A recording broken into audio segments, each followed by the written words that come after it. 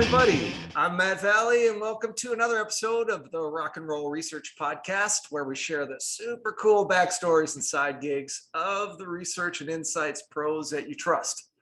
Super excited today to welcome my guest, Leona Nadj, who is currently dealing with the heat in Phoenix, Arizona. 113 degrees over the weekend, I think you said. Well, it's June in Phoenix, so you know that's coming. You chose to live there, so there you go. All right. So Leona is a market research manager at Intel, which, in addition to inventing the microprocessor in 1971, is to this day one of the largest, most important, and most innovative tech companies in the world, making all of our lives a little bit better every day, and certainly a little bit more technology oriented, let's say. So all good stuff. And Leona's been there for a little over 10 years, I think, in a couple of different roles, but it is not Leona's original career. And so her story is really fascinating, and we'll learn all about it. We'll explore the ins and outs of Leona's career journey on today's podcast. So welcome to the show, Leona. Thank you very much. Glad to be here. Yeah, super excited to have you. Awesome. Super excited. So Thanks. I'm really glad we connected because I think your story is really interesting. It's just perfect for this kind of podcast, sort of tailor-made, right? Yeah. So usually we talk about research first, and we'll certainly get to that. We'll hear about your role at Intel and all that good stuff, but why don't we go all the way to the beginning? So I'm going to give you the floor. Tell us about Leona getting started. All right. I mean, I could go all the way back to when I was 7. Okay. I grew up in Croatia, and I had a really great violin teacher.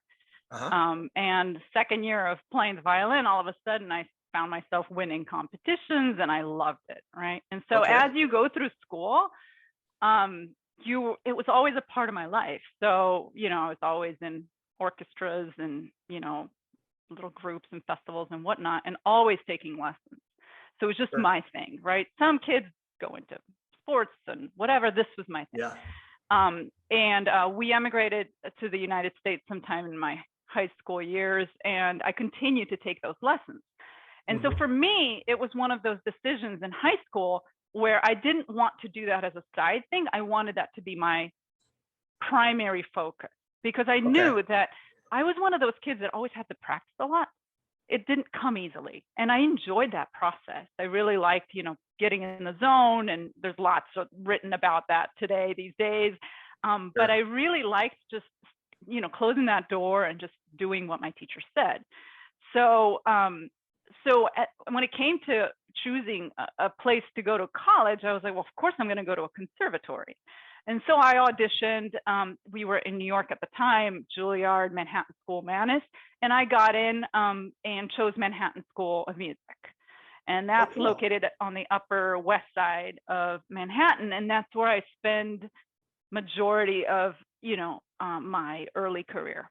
And so after, getting a, Can I ask you a question, Leona? Yeah. I'm kind of curious. You mentioned that when you started playing, it didn't come naturally to you. So I'm curious to know how much of your, the draw to the instrument was the challenge. How much of it was the music? Did you really love the music, or what was it about the? It's really interesting. I think it's a combination of both, because I remember cassette tapes that we had back then. I'm dating myself. That's right. And too. I had this one cassette tape of Beethoven Violin Concerto that I played over and over when I was 8 years old, and it just spoke to me, and I really wanted to be able to be that good to play that, right? And so part of it was an inspiration from that tape. Part of it was the encouragement that I got from my teacher. I think this is why music education is so important, is that those first connections with your educator or teacher or coach will instill this love that will go for a lifetime, right?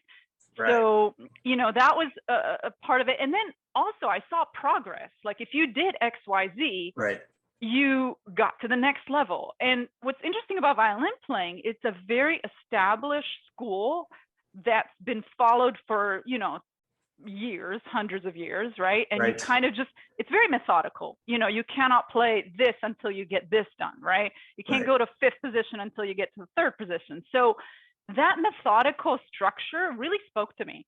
And you saw getting better and better. And as I got those wins, it was, a self-perpetuating process.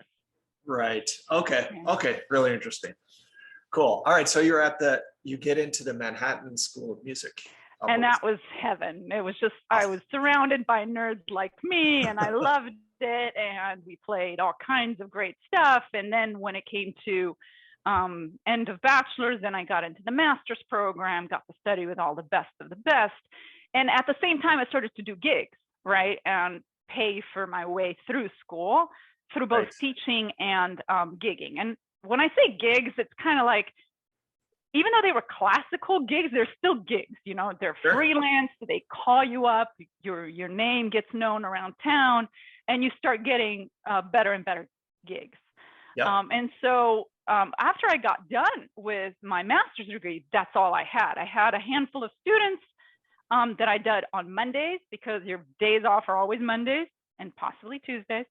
And then you work on your gigs Wednesday through, the weekend, right? Sure. And so it's a combination of winning auditions for regional orchestras around the city, right, in the tri-state area, getting your name known so you could start subbing on Broadway.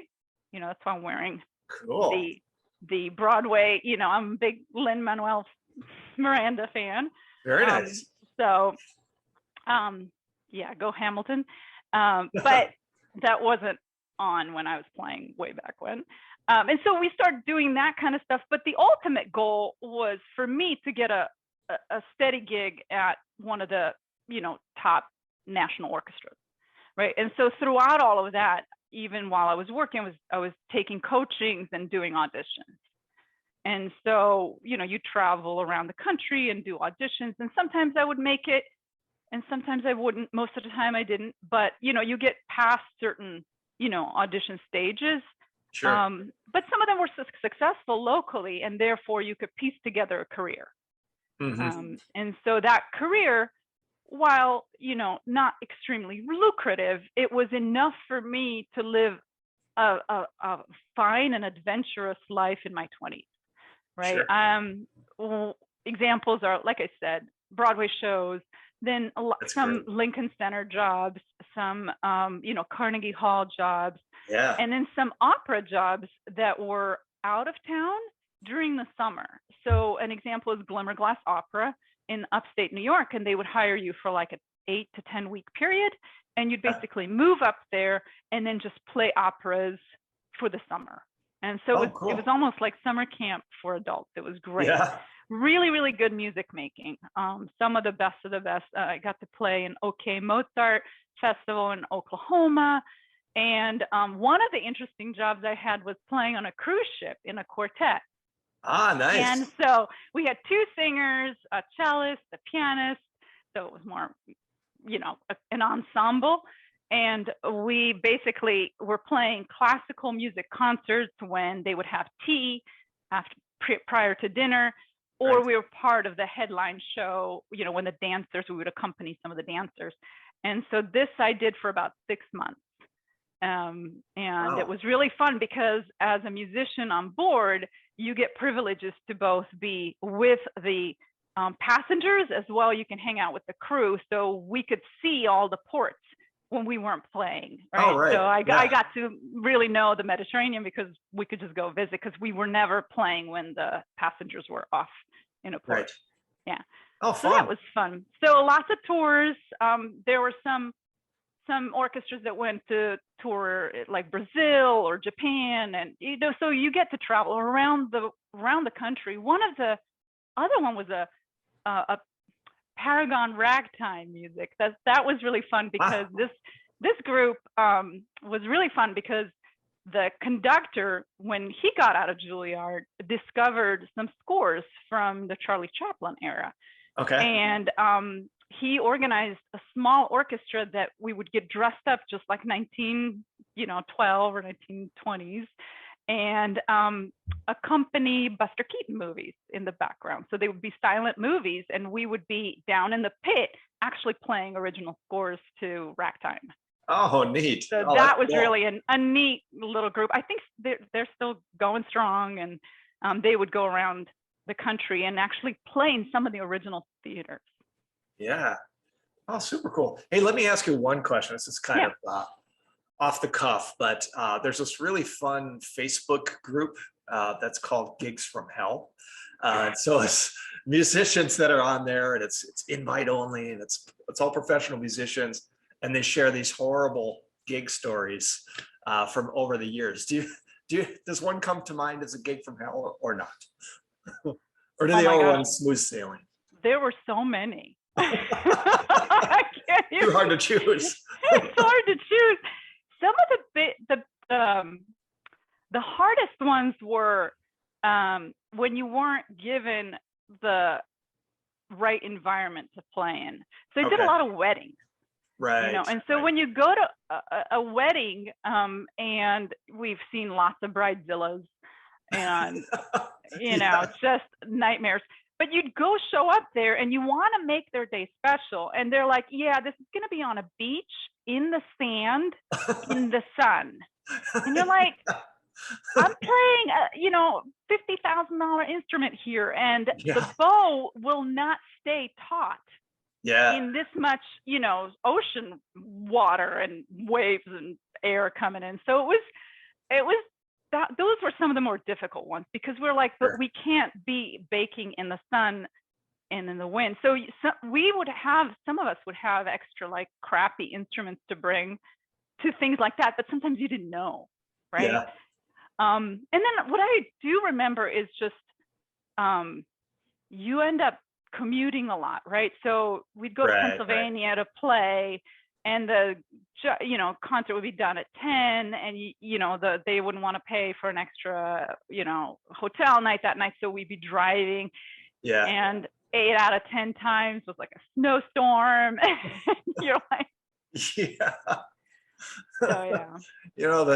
the musician is always the one who's least likely to get an extra couple of bucks at the end of the night, kind of thing. So okay, you pieced together a pretty fun, career with, lots of cool experiences. So how did you transition there from being a musician to becoming a market researcher? Absolutely. So if you had asked me at that time, would I ever consider, doing something else, I would be a flat out no, because I loved what I did. Right. There were some moments during that time that literally inspire you and change your life in a way that you've experienced some really just incredible emotional music making that's inspirational and unforgettable. And I always thought that was worth all the trouble, right? Right. Yeah. Because we're really kind of trying to do the right thing and be artists and proliferate this sort of quote unquote dying art, right? Right. So I never wanted to leave, and I never wanted to kind of change. However, the decision was sort of made for me. 2008, market crashed, as we all remember. Right. And a lot of our corporate sponsors stopped sponsoring their any kind of donations that were not necessary. Right. And so I found myself, even with a contract, not being able to work, and twiddling my thumbs going, I don't know what's going to happen next, right? So I gave myself a year in 2008 to audition to as many things that I can to try to land a steadier job, right? Mm-hmm. Versus being in New York and being a freelancer. And I did several of them and got somewhere, but didn't actually get the offer. And my other option was to go get a doctorate and then try and find an academic position in one of these universities, right? Sure. But I thought that was sort of limiting me, because then I could end up wherever that position might open, and I might not want to live there, and they are very hard to come by. So I'm almost kind of like just digging myself into more of a pigeonhole than I already was, right? Right. And so it was a really interesting time. I was in my early 30s at the time, and I started really considering, well, what else could I do? And so I decided to pursue an MBA. Okay. And so I ended up in Phoenix at Thunderbird School of Global Management. Great school. And I used my international background as a way to, to get in, and the fact that I was self-employed for all these years and was running sort of my own business, and got through the program. And that's how I ended up at Intel, because they were sourcing some of their interns from that school. Started with an internship and ended up working in finance there for about 6-7 years, and then eventually transitioned into market research. Okay, cool. So what's that transition? How did you move from finance to market research? And tell us a little bit about what you're doing. Yeah, now. That one is, so Intel's a big company, and what they do is really encourage people to move around the groups within Intel. It's a fantastic place to work. And in the finance organization, we did a rotational program. So it was very normal to go from one group to another to support different business partners. Sure. And in this particular case, the business group that I was supporting needed somebody in market research, and I got tapped on the shoulder and said, would you be interested in trying this out? Totally different discipline, but also needs very similar skill sets as finance, data analysis, detail-oriented, kind of inquisitive mind. And I said, sure, I'll find it. I'll try it, and I really like it. So. Great, cool. Yeah. So on the surface, it seems like two totally different worlds, right? Having a career playing the violin, and then a corporate career in market research. Although I suspect maybe there's some similarities. Is there anything you've sort of learned from your career as a musician playing the violin that you've applied to your work at Intel? Yeah, 100%. There's so many correlations that I could sit here talk for hours about it. But one of the things I think that that what people don't realize about honing a craft like violin playing takes a lot of discipline, and it takes very painstaking practice, and you showing up every day and methodically solving problems. You're out of tune, your technique needs to be improved, you're constantly getting criticized and improving, right? Mm-hmm. And you get so used to that process that that's how I approach my work at Intel. So, just being super prepared for my presentations, attention to detail, making sure that everything that I do, I know as much as I can about the particular topic that I need to speak about. So there's that kind of discipline that gets ingrained in you from playing the violin that gets transferred into corporate world. One of the books I read was, called Peak, The Secrets of a New Science of Expertise. And that's by Erickson and Poole. And they talk about specifically violin playing or chess playing, or, some of the, top-notch athletes, and how do they get that peak performance? Right. And there's this concept of deliberate practice that I think is really important. It's not just the 10,000 hours that you put in. If you're putting in hours mindlessly, it's not going to get you where you need to go. Right. And so you take that concept, very deliberately taking feedback from your last performance or presentation or analysis that you did, and incorporating it consciously into what needs to be improved for the next time. Right. So you have to be very purposeful about what it is you're practicing rather than just putting in the time. Exactly. Putting in the time is only going to get you so far, but really being conscious of what went wrong and how we can improve it, and focusing on that is something that I think it's served me very well.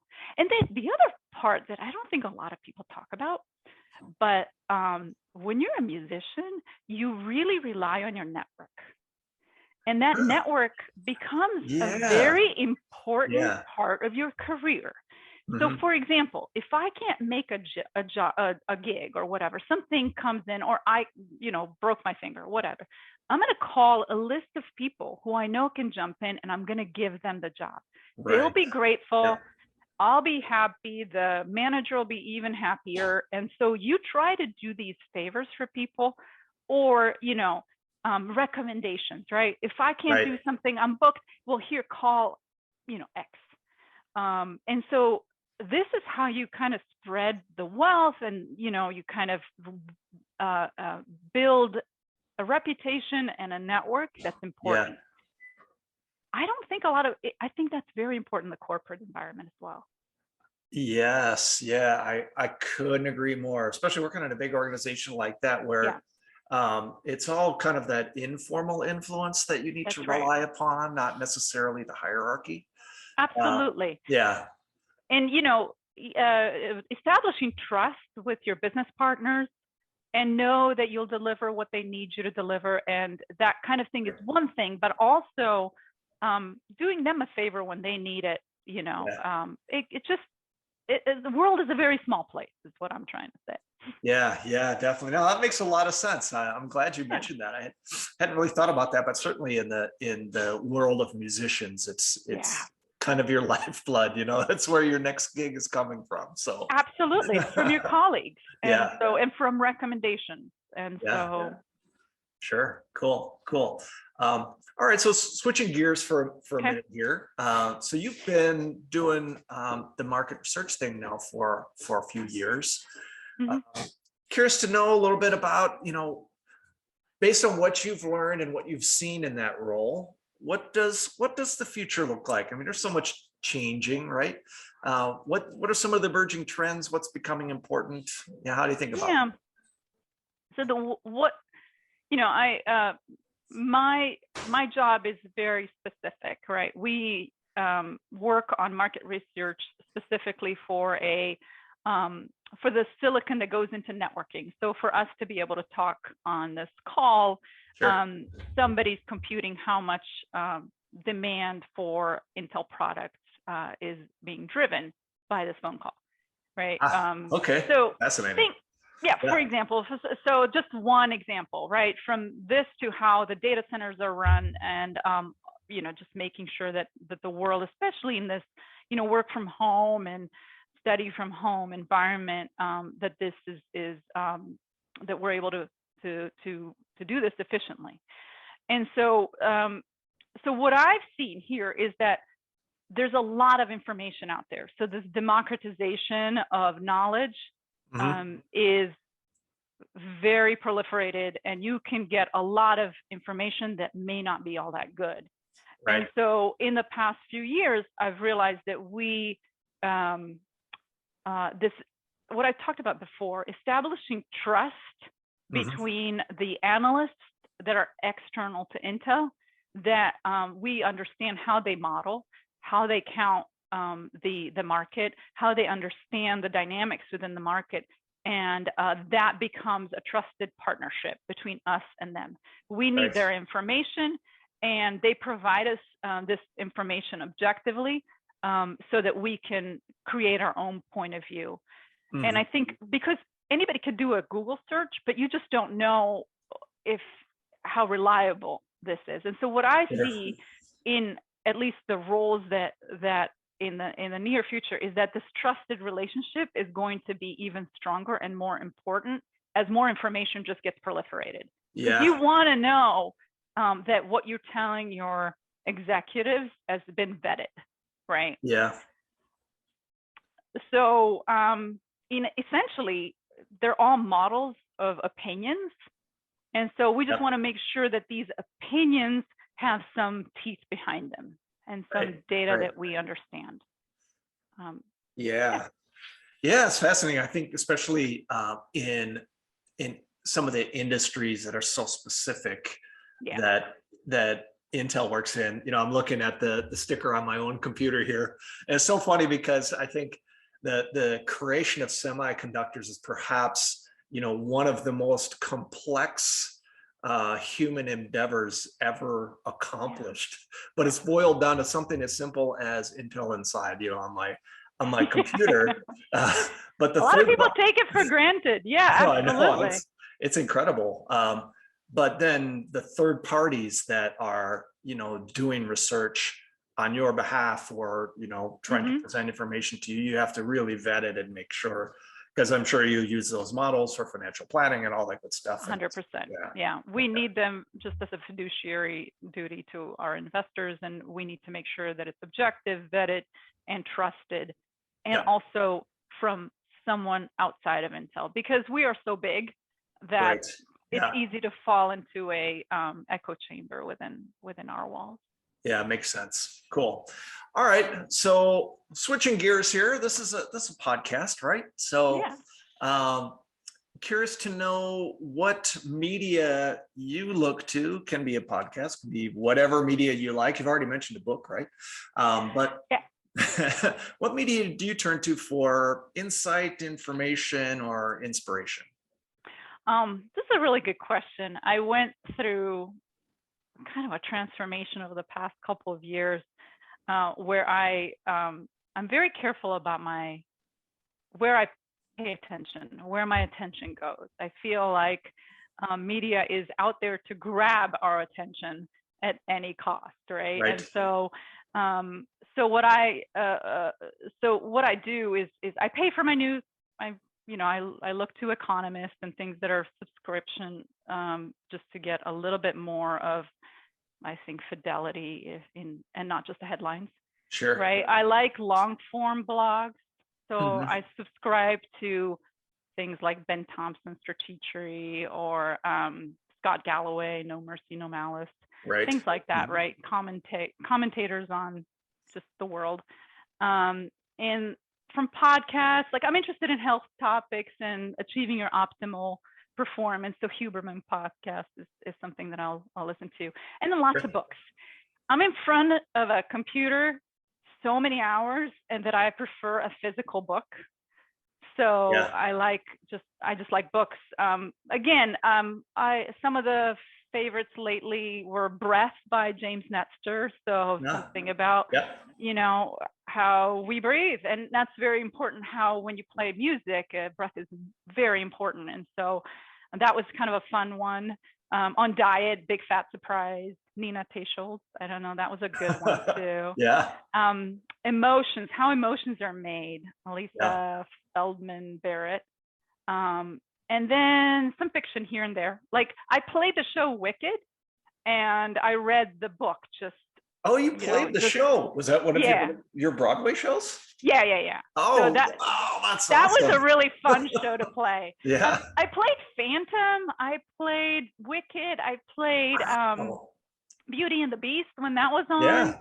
And some of the others I can't really remember all. But so Wicked was a really fun one. And the book is quite deep and thoughtful, and it's not just a fun show.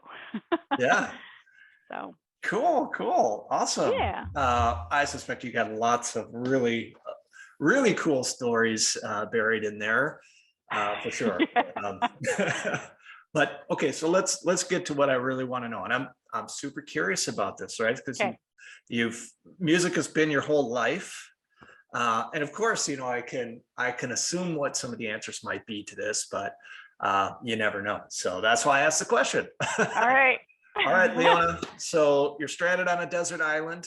You've got 3 records. I also like the physical media, myself, the albums here. You have you have 3 records of your choosing to keep you company for the rest of your days. What are they? All right, number 1, Keith Jarrett, The Kiln Concert. Nice. Yeah, very interesting. Just love that one. As a matter of fact, when I'm modeling, this is what's on. It just puts me in a very, very cool state of mind. Yeah, cool. Another one, Bach Goldberg Variations, Glenn Gould. Okay. That's another one that is a really good one to put you in a meditative sort of mind. Any Mozart opera, doesn't matter, just any one of them. Pick one. And then I was like, I love rock and roll too. And so I couldn't decide which one album. So I would say anything from Chili Peppers, especially from the early days, the Queen, Beatles. I just love a lot of different types of rock. Okay, so it sounded like a mixtape there, Leona. I think so. It's gonna have to be a mixtape. The one, All right, I'm going to let you get away with a cheat there. Everyone tries to cheat this question, but there's nothing I can do. So we'll give you a mixtape as long as I can pick some of the songs. So 100%. All right, super cool. Well, this has been such a fun chat, Leona. I can't wait to continue the conversation because I got so many more stories I don't want to hear of yours, I'm sure. But in the meantime, thank you so much for doing the podcast. Let's definitely stay in touch. Rock and roll. Rock and roll.